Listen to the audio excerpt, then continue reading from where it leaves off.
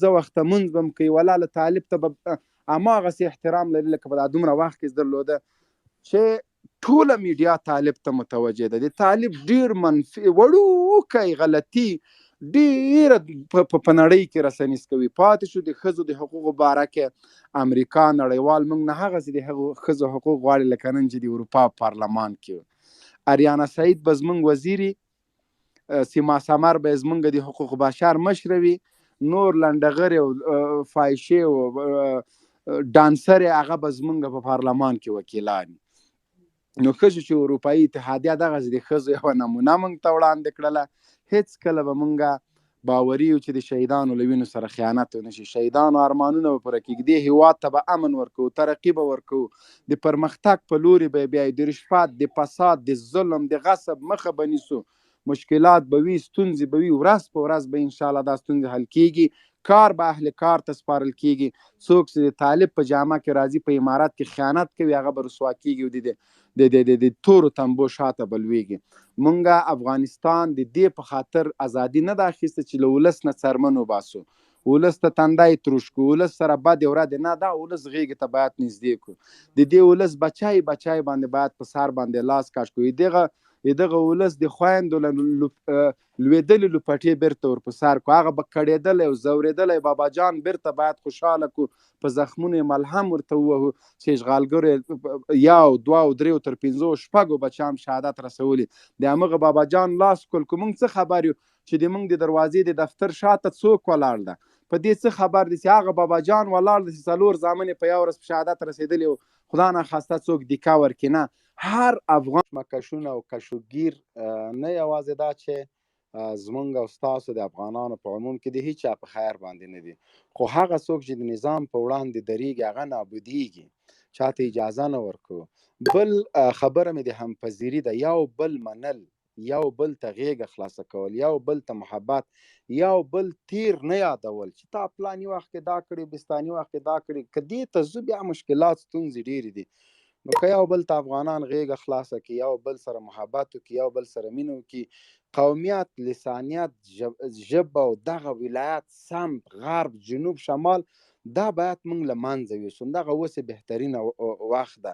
یقیني چې افغانان ډېر کړېدلي، په ډېر لږ څه خوشحاله کېږي، په ډېر لږ څه باندې د مینې غېږ درته خلاصوي. نو په عموم کې د اسلامي امارت په ټولو ارګانونو باندې چې څومره دي له افغانانو سره تعامل کې، څومره بدلون نور راوستلی شي را دې ولسي، څومره حسنه اخلاق کولی شي، څومره چې قانون تطبیق کېږي. فرض کړه د یو چا کور ته څوک ځي، اصول دا دي چې د محکمې نه امر راوړي، باید دوی دا اصول مراعات کړي، د یو چا کور ته بې اجازې لاړ نه شي.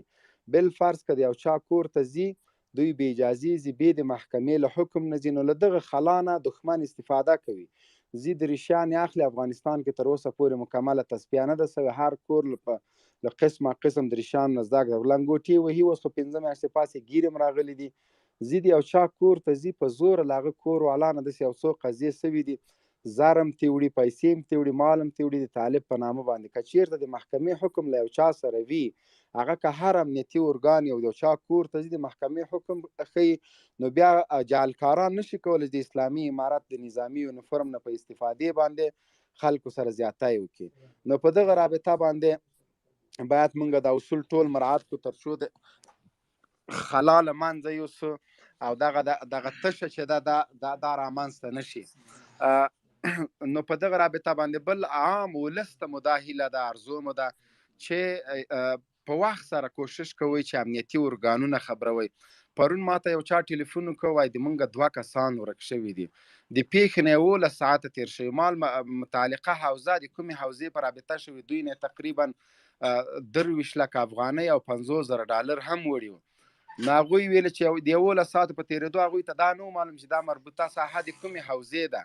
لږ باید موږ معلومات زده کړو او هغه کو د کابل په رابطه باندې ټول افغانانو ته چې د 100 شمېرې ته هر وخت زنګ وهئ، امنیتي ارګانونه به په همغه ټیم تاسو ته رسي. متعلقه حوزې په جریان کې ساتئ، ډېر زر د تاسو مشکل توجه وکړي، تر څو هم خپل ژوند وژغوري، هم هغه څوک جعلکاران، خاینین، هغوی د قانون منګولو ته وسپارل شي. نو بیا هم درته وایم چې هېڅوک حق نه لري چې د چا شخصي ادرس، موبایل وګوري، د چا کور ته لاړ شي بدون د محکمې له حکم نه. نو په دغه کې د ولس هم همکاري وکړي چې په وخت د متعلقه حوزو ته د پولیس چیک پوینټونو ته د پولیسو مراکزو ته د په وخت احوال ورکوي، نو ان شاء الله په 100% ستونزې به د دوی لخوا حل کیږي.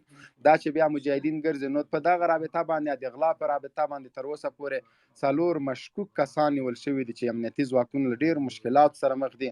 تر څو چې هغوی هغه پیسې راباسي، غله نیسي، تثبیت کوي، وخت پرې لګېږي. دا غفلت د هغه چا لخوا شوی چې چا نه غلا شوې ده.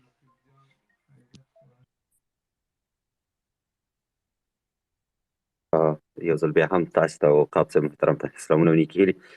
نوبت تیر دغه کې د عمر بریال صاحب او د عبدالله الیاس صاحب او عبدالله الیاس صاحب نه لري، عمر بریال صاحب شته دی. عمر بریال صاحب مهرباني وکړئ پوښتنه مطرح کړئ، خپل نظر لرئ هم مهرباني وکړئ ورور. ډیره مهرباني تواب صاحب، تاسو ته محترم جنرال صاحب ته ټولو ګډونوالو خویندو ورونو ته سلامونه او احترامات کوم. د واحد رهبرۍ لپاره مختلف تعریفونه موجود دي، خو د افغانستان اوسنی وضعیت ته په کتو د افغانستان اوسنی وضعیت زه فکر کوم زما په نظر اوس هم یو څه نظامی حالات لري. له واحد رهبرۍ څخه تعریف دا دی چې موږ باید په رهبرۍ کې باوري اشخاص ولرو، هغه اشخاص چې تیر تاسو کومه پوښتنه لرئ عقاب افغان صاحب هم شته دی، جنرال صاحب محترم هم شته دی، او که کوم لنډ نظر لرئ هم مهرباني وکړئ ورور د موضوع په اړه باندې. مننه، خدای مو خوشحال لرئ. الله تعالی دې ټول په ټولې مانو کې برکتونه غواړم. او جنرال مبین صاحب خو ماشاءالله موږ لپاره یو آیډیل دی، د ده چې موږ ګورو د خدمت ته نو سړي یعنی موږ افتخار وکړو چې ماشاءالله دغه جنرالان موږ لرو. او ویریږي چې یاره مجاهدینو په لاس افغانستان ورغلی دا به څنګه سمبالوي. مجاهدین چې څنګه افغانستان سمبالوي چې که نه دارنګې څوک نشي سمبالولی. او موږ الحمدلله مطمئن یو او الحمدلله افغانستان کې لکه مخکې به څومره مړي کېدل اوس حالات اسلامي په وړاندې کوي ډېر اندک دي، تر 1 یا 2%. نو فعلا هم موږ ویل انټرنیټ کې ستونزه ده، اواز قطع شو، موږ سره اواز نشته دی. ورځو نورو دوستانو ته د هغو نظرونه هم ورو. یو څیز باید ویم چې دلته هر دوست راځي، هر افغان چې راځي حق لري چې د نظر اظهار وکړي، مګر متقابل احترام شرط دی. انساني نظر کې محترم کفایت صاحب ستاسې اواز دی قطع دی، وصل کیږي، اواز هم نشته دی موږ سره. جنرال صاحب تاسې اواز اورئ؟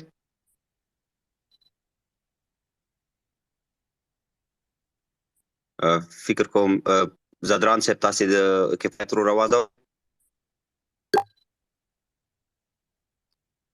زدران پکتیاوال زدران پکتیاوال صاحب تاسې د کفایت ورور اواز اورئ؟ یا انجینر صاحب تاسې مایک خلاص کړئ، تاسې اواز اورئ د دې ورور؟ زه د چا اواز نه اورم، زه چې په دا سپیس کې یو څه مشکلات شته وروره. دا ټویټر سپیس کې رښتیا هم بګز شته دی، مشکلات پکې شته دی، ځینې وخت کې دغسې کېږي. اکثره وخت صفا راځي، نه پوهېږم کفایت صاحب نورو ملګرو غږ نشته. انجینر صاحب تاسې مهرباني وکړئ. عمر بریال صاحب انجینر صاحب تاسې صبر وکړئ، د عمر بریال صاحب خبرې قطع شوي وي، د هغې په انټرنیټ کې هم همیشه ستونزه وي. عمر بریال صاحب تاسې مهرباني وکړئ، وروسته به انجینر صاحب ته بیا ورشو. ډېره مننه، بیا هم ټولو ګډونوالو ته سلامونه کوم. د واحد رهبرۍ لپاره مختلف تعریفونه موجود دي، څوک یو رقم تعریف وي، څوک بل رقم. زما تعریف له واحد رهبرۍ څخه دا دی چې د افغانستان جغرافیه اوس په نظامی حالت کې قرار لري. موږ باید په واحد رهبرۍ یعنی د رهبرۍ په راس کې داسې یو اشخاص قرار ولري چې هغه باوري وي تیر 20 کاله ملت ته په غصب، خیانت او دغه جغرافیې په پلورلو نه وي تورن سوي. دا اوسني اشخاص د رهبرۍ په راس کې بیخي وړ کسان دي. ځینې خلک فرضاً اعتراضونه لري چې ولې دا رهبري د دوی په لاس کې ده، ولې نورو اشخاصو ته ځای نه ورکول کاري. دولتي بنسټونه ډېر پراخ دي، ډېر وسیع دي، کولی شي تخنیکي مسایلو کې افغانان کار وکړي، اگر که هغه مخالف وي، نقد کوونکي وي. نور ټیټ دولتي بنسټونه حضور لري، په هغوی کې کار وکړي. اما رهبري داسې یو چاته باید ورکړل سي چې هغه د افغانستان د جغرافیې په کنټرول وتوانه. فرضاً دلته د تجزیې خبرې کاري رهبري فرضاً که داسې یو ورخطا شخص سره وي، داسې یو شخص سره وي چې هغه تیر کې هم خاین پاتې سوی، په ټولو ارزښتونو یې سودا کړې وي، نو هغه که لږ بوج او زور او فشار په هغه شخص باندې راسي، د تجزیې لپاره هم غاړه ږدي.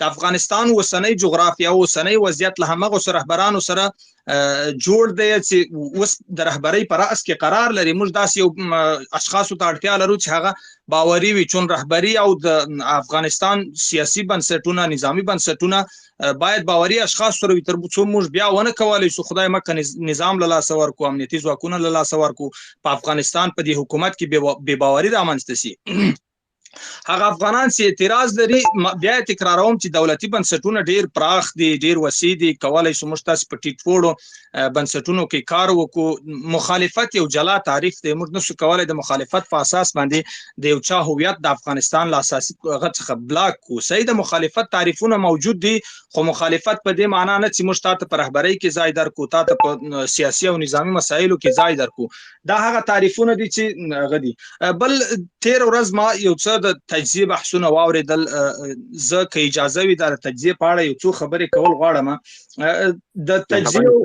د تجزیه او فدرالي نظام په وړاندې دلته تعریفونه راولاړه چې څوک تجزیه غواړي څوک فدرالي نظام غواړي خو کوم د افغانستان جغرافیه ته فکر وکړو نه د تجزیه ملت په اساس موږ دوی سره جغرافیه توزیع کو جغرافیه ور سره تقسیم کو د کم ملت په اساس باندې دوی غواړي د افغانستان دغه جغرافیه تقسیم کی ځان ته هغه برخه ورکړل شي د شمال تاجکانو ته کراس فرزند د بدخشان تاجکان له تاسو سره تجزیه مني د فاریاب ازبکان له تاسو سره تجزیه مني همدا سکندر هلمند دا یو غیر معقوله محاسبه ده چې افغانانو تیر وړاندې کوي ډیره مننه زه بیا هم دلته یم ان شاء الله مننه کرامت سي ډیره زیاته مننه عمر بریال صاحب تاسو خپل نظر څخه کفایت صاحب تاسو مهرباني کړئ تاسو خبرې هم کاته شوی وي نو هغه په تاسو درکو دوستان بریال صاحب واخو مو ته رسلو راځي نه پیغام